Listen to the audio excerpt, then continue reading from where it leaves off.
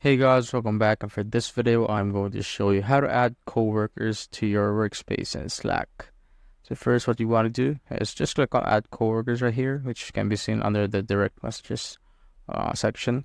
Click on that, then this will prompt you to put the email of the one that you want to add. And remember, and there's a new feature right here where there's a customization for invitation.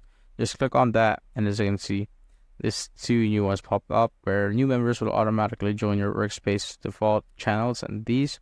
So you could search any channel. Let's say I want to put an updates channel, add a personal note to your invitation. So please join my workspace or something like that, and type in the name of anyone that you want.